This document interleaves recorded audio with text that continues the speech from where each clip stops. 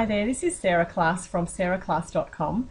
Just wanting to pop in today to show you a really quick and simple technique tutorial in MDS, and that is how to create your own custom digital washi tape, like this little piece of fun that I've got at the top of my photo here.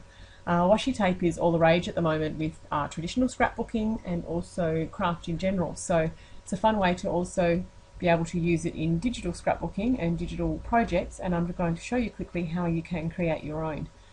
So I'll just zoom in out on my layout again so we can see the whole lot, and I'll show you how to go about creating your own digital washi tape.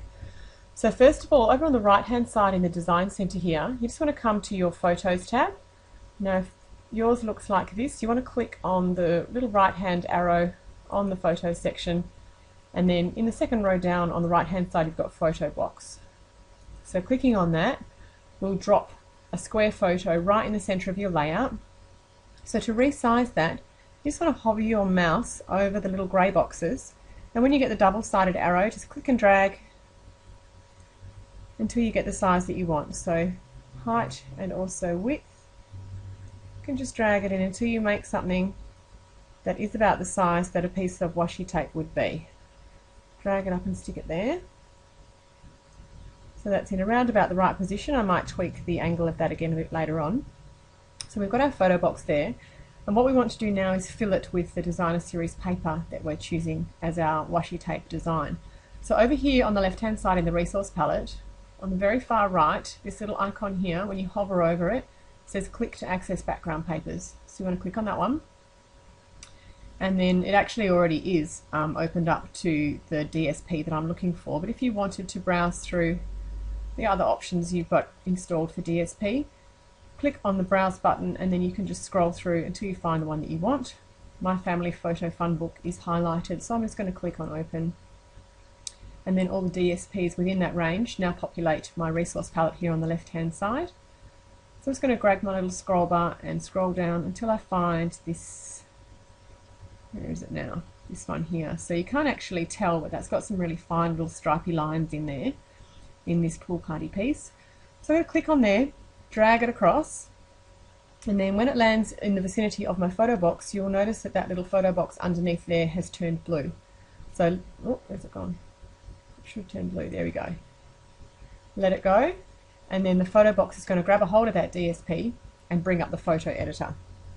So now what you can do is use your little zoom in and zoom out buttons here, and I'm going to zoom right in until I get a fairly good close-up view of what this DSP looks like.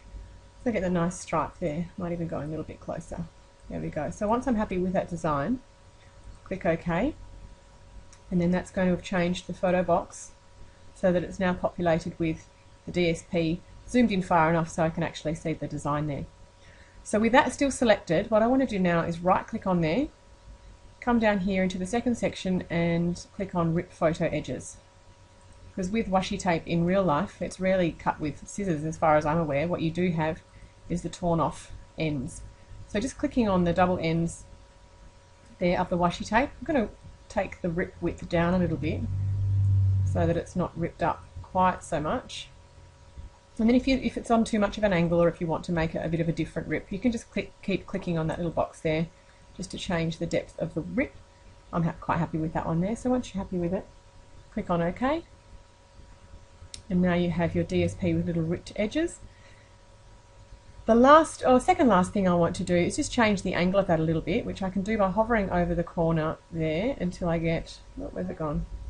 That little guy. We've got a little circular arrow button there. So clicking and dragging that when you've got that little circle arrow until it's at an angle that I like.